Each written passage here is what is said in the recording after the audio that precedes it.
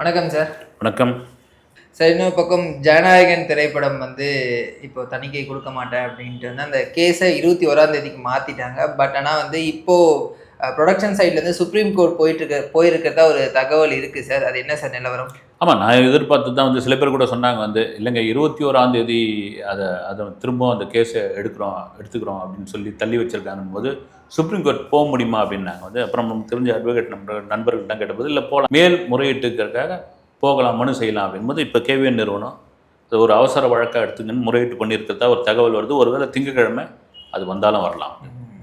எந்தெந்த மாதிரியான சாத்தியக்கூறுகள் இருக்குது சார்?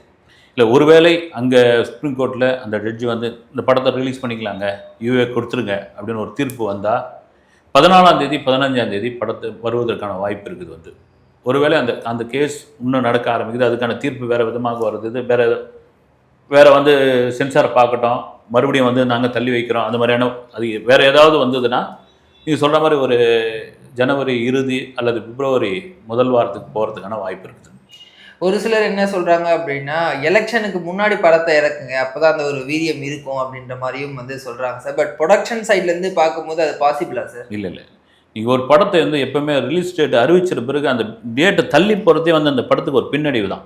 ஆனால் விஜய் படத்துக்கு அப்படி கிடையாது. விஜய் ரசிகர்கள் தொடர்ச்சியாக வந்து சொல்கிறது என்னென்னா, இந்த படம் ரிலீஸ் ஆகும்போது தாங்க எங்களுக்கு பொங்கல் அப்படின்றாங்க. அதுவும் விஜயோட கடைசி படம்னு ஒரு பெரிய ஆவல் அந்த படத்து மேலே இருக்குது. வந்து என்ன சொல்லியிருக்காரு விஜய், உள்ளே பகவந்த் கேசரியா, அதை தாண்டி உள்ள அரசியல் என்ன இருக்குது, இவ்வளோ பெரிய அழுத்தம் வந்து சென்சார் போர்டுக்கு கொடுக்கறதுக்கான காரணம் என்ன, இதுக்குள்ளே அவ்வளோ என்ன கட்டு வச்சுருக்காங்க, இதுக்குள்ளே என்ன அவ்வளோ அரசியல் பேசியிருக்காங்க, உண்மையாக அந்த அரசியல் படமாக இருந்தால் யாரை வந்து குறிப்பிட்ட அந்த அரசியல் வசனங்கள் இருக்குது அப்படின்ற ஒரு பெரிய எதிர்பார்ப்பு இருக்கும் பொழுது அதை எலெக்ஷனுக்கு ஒட்டி வரது அதெல்லாம் வந்து விரும்பவே மாட்டாங்க. எவ்வளோ படத்தில் வந்து அவ்வளோ பெரிய முதலீடு போட்டிருக்காங்க. ஒரு படம் அந்த டேட்டுக்குள்ளே வந்தால் தான் அந்த படத்துக்கான மதிப்பு வந்து அப்படி நினச்சிருந்தா அவங்க வந்து அந்த படம் ரிலீஸை வந்து ஒரு மார்ச் மாதமோ அல்லது பிப்ரவரி இறுதியிலே வச்சுருக்கலாமே. சார், வரும் 12ஆம் தேதி வந்து விஜய் அவர்கள் சிபிஐ கிட்ட ஆஜராகிறாரு அப்படின்ற மாதிரியான தகவல் இருக்குது. அதே 12ஆம் தேதி தான் வந்து இந்த கேஸும் வந்து சுப்ரீம் கோர்ட்டில் இருக்குது.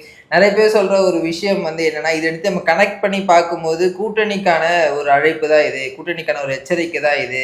ஸோ விஜய் என்ன முடிவு எடுக்க போகிறாரு அப்படின்றத பொறுத்தா இந்த 2 விஷயங்களும் கிளியர் ஆகும் அப்படின்னு வந்து சொல்கிறாங்க சார். இது எப்படி பார்க்குறது சார்? இல்லை, இது ஒரு திரைப்படமாக பார்க்கணும். இதுக்குள்ளே அரசியல் அழுத்தம் இருக்குது அப்படின்ட்டு வந்து அது வெறும் யூகத்தின் அடிப்படையில் தான் சொல்ல வேண்டியதாக இருக்கும். வந்து ஒருவேளை விஜய் கட்சி சார்ந்தவர்களை சொன்னால் அது வேணால் ஓகே.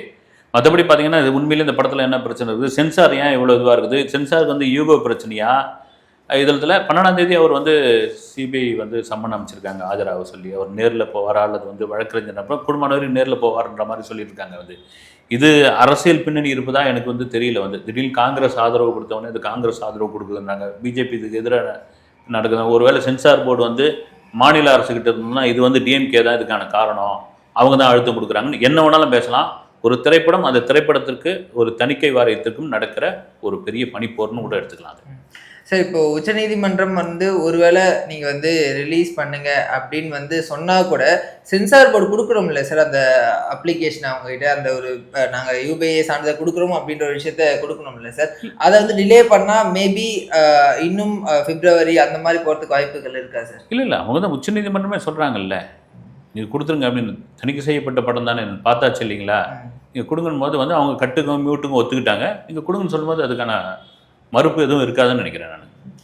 விஜய் வந்து தொடர்ந்து மௌனமாகவே இருக்காரு இந்த ஒரு விஷயம் குறித்து. ஆல்ரெடி வந்து கரூர் விஷயத்துலையும் வந்து அப்படிதான் இருந்தார், ரொம்ப நாள் கழிச்சு தான் மௌனம் கலைச்சாரு. இப்போ ஜனநாயகன் விஷயத்துலையுமே வந்து ரொம்ப மௌனமாக இருக்காரு.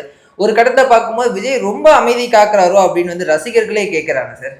இல்லை, இது ஒரு திரைப்படம் சம்மந்தமாக அவர் வந்து இது ஒரு வீடியோ வெளியிட்டாரு, ஒரு ஆடியோ போடுறாரு, ஒரு அறிக்கை விடுறாங்கன்னா அது கூட வேறு விதமாக மாறிடும். வந்து விஜய் ஏங்க இந்த விஷயத்தை வந்து இப்படி பண்ணார் இவர் அப்படின்னு கூட ஒரு கேள்வி கேட்கலாம்.